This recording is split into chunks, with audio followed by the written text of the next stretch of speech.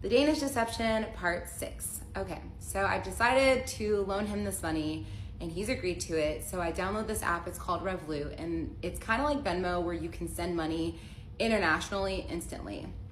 So I download it, it took like a day to like verify all my information, and I was able to send him the 6K, and the next day he flew into Dallas to come be with me. And so that trip was really fun. We really didn't do a whole lot. I remember we just like went to the state fair and we went to dinner like once, and the rest of the time we just hung out at home. And I remember it was hard for him because he was dealing with some really bad back pains, and I think it was just because he was flying a lot, and he said he injured his back when he was playing handball. So I remember I was giving him like back massages like almost every single day because it was really, really bad.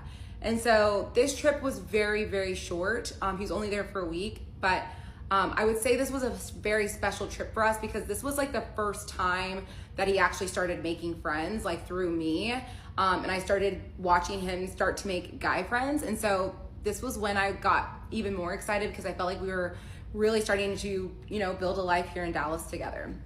So he leaves, obviously, again, I'm depressed again. And at this point, I know he's definitely planning on coming to Dallas for Thanksgiving to meet my parents. But I didn't know when he was planning on flying back.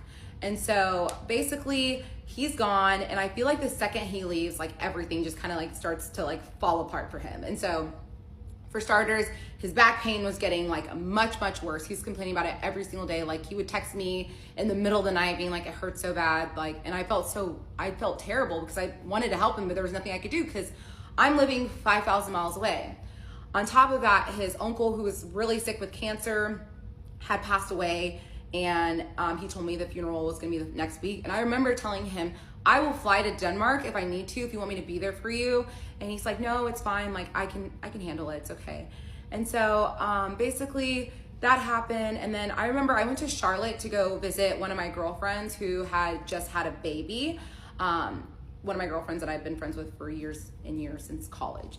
And so I'm in Charlotte with my friend, and I get a text from him. He's saying, hey, my dad's in the hospital. And I was like, oh my gosh, what happened? And he was like, we still don't understand what happened, but the doctors are running tests. And so later on that day, he told me that he had blood poisoning, and he had like, his infection numbers were like going crazy. And I remember telling him, well, if you're not able to come to Dallas in November, obviously I'll understand, especially like if your dad's in the hospital, like I understand completely. Again, I told him, I'll be there for you if you want me to. He's like, it's okay. Over the course of the next